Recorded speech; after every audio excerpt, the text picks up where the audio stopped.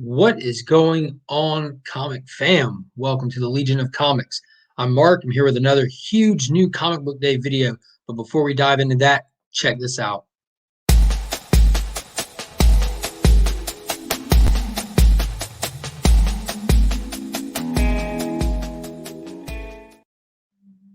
If you haven't already, be sure to like and subscribe to the channel. Ring that notification bell. As I mentioned in previous videos here recently, I am past that 700 subscriber mark. So this coming Wednesday, I'm going to post the 700 subscriber giveaway entry video. So if you want to enter to win a lot of cool prizes, which I'll be showing off in that video, go ahead and hit that subscribe button and ring the notification bell so you don't miss when that video drops. It'll have all the prizes and instructions on how to win. All right, let's get right to it. This past week in comics was a little light for me, but that completely is going to change this coming week. There aren't tons of titles that I pick up, but there's a lot more than last week, and they are all bangers. So right off the bat, let's see what we have. We have Detective Comics, issue number 1035. So we have a new story arc as well as the first appearance of a new villain featured right there on the cover.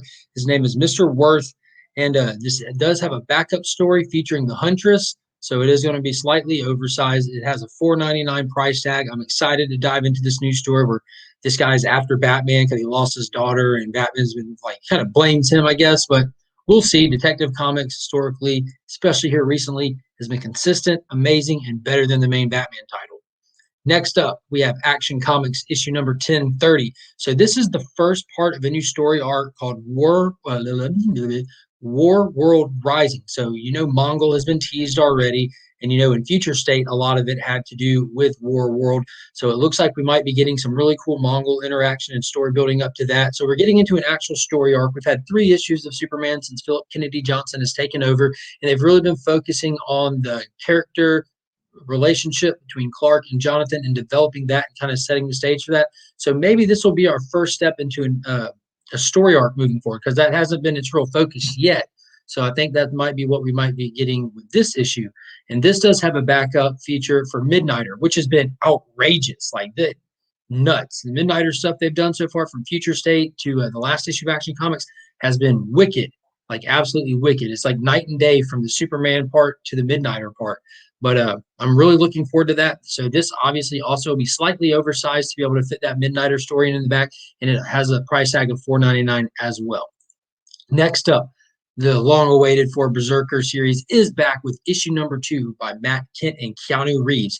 Now, I did not look at any of the solicitations for this because I don't want to know. I want to go in completely fresh, but that first issue was exactly what you would expect from it, just nonstop, wild, over the top. So maybe they'll kind of slow it down just a little bit. They've shown us that they are going to deliver what they advertise. So now let's get into some of the story. All I know is that cover is awesome. He's sitting there holding all these weapons of all these time eras long ago when they established in that first one how old he really is. Not an exact number, but the dude has been around for a long time, and it reflects those weapons he's holding right there. So maybe they'll integrate that into the story. Maybe it's just a cool cover. All I know is who cares? This I just hope it's just a nonstop wild ride all the way through. But I am interested to see how this little shadow organization he's working for is going to factor into it, and some of his backstory I think will be the most interesting part to develop this character on, and I hope they kind of go in that direction. Next up, Batman Superman issue number 17. So that last issue, 16, was my read of the week when it came out. It was fantastic, from story content to actual formatting, the panel work, everything about it was great. Ivan Reis is on the artwork. He is fantastic. And so we're getting alternate Earths Batman and Superman. And it looks like Batman and Superman are both from different parallel worlds where things are vastly different than the main Earth Zero.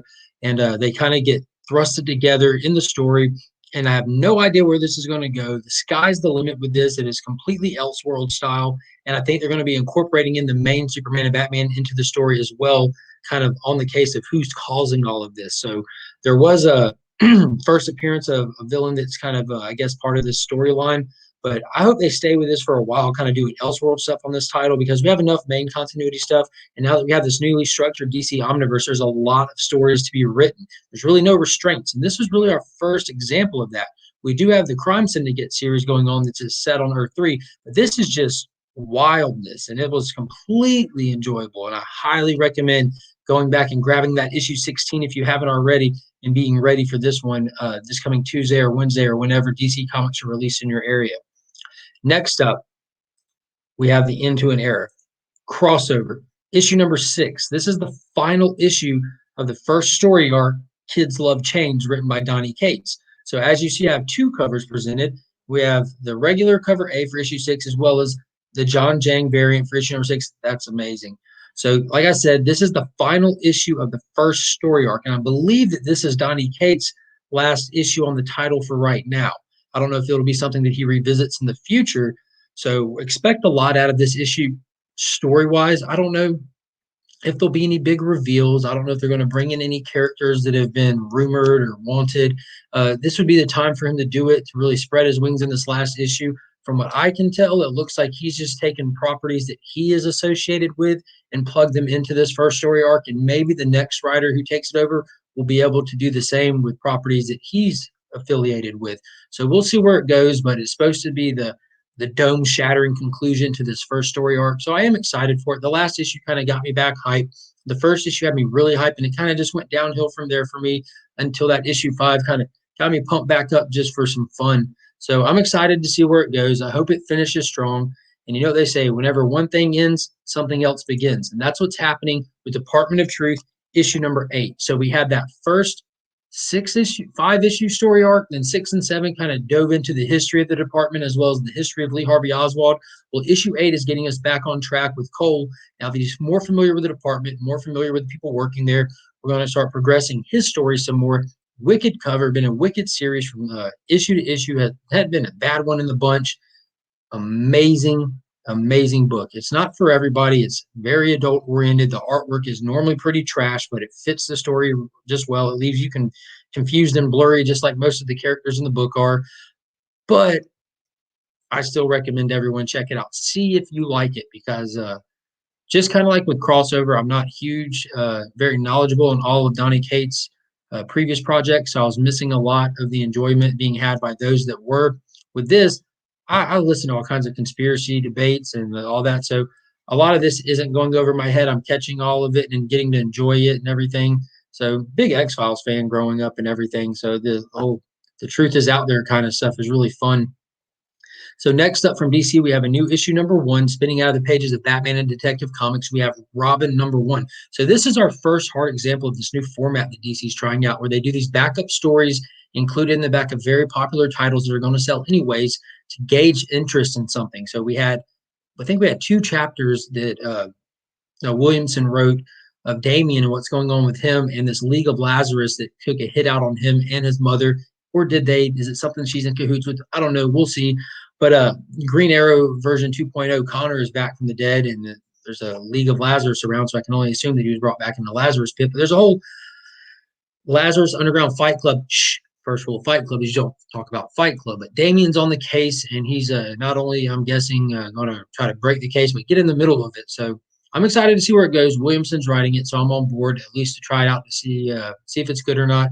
Damien's an interesting character. I like the whole Super Sons era. I like Jonathan a lot. I like Damien a lot. Didn't start that way, but they definitely grew on me, and I really enjoy them. So I'll give it a fair shake. Next up, another one I'm really, really excited for is Beta Ray Bill, issue number 2 by Daniel Warren Johnson, art also by Daniel Warren Johnson. So that first issue, we saw that Bill is completely lost inside and out, without his hammer, without the ability to transform back to who he is, without the ability to connect with the people he cares about properly, because he's just not there. He doesn't know what to do, so he just drops everything, and he took off to go find himself. So issue 2 will be the first chapter in him trying to find himself. And I'm sure with Daniel Warren Johnson, he's only going to get more lost before he's able to find himself. And I cannot wait to see how this plays out. Such an amazing writer, such an amazing artist. This is another one that if you didn't pick it up, go back and get issue number 1. This will not let you down. The artwork is very unique. It's very rough around the edges. It's very vibrant. It's very action-oriented. And when you get flowing with it, it just becomes beautiful. And it always works so well in with the way that he writes a story and tells a tale of a character. So I highly recommend it. Finally, guaranteed in my pool box for this week is Teen Titan Academy #2. So this one I'm also really excited for. The future state stories have me really pumped up for this Red X spin that they're putting on things. Clown Hunter's been strangely absent out of the Batman titles, and Red X is strangely, mysteriously at the Teen Titans Academy. Is it him? Is it not him? I don't know. I really think it might be. There's a good possibility for it to be him. But that was cool in that last issue. They're definitely DC's trying to get their own kind of strange academy thing going on. It's not magic or anything like that, but just the same concept, students, teachers, and that's what we get with this title. You get the OG Titans being the teachers and this new generation coming in as the students, and seeing the divide between the two and the generation divide and everything was kind of cool. It kind of had me kind of feeling lost at a couple moments with the kids talking over my head.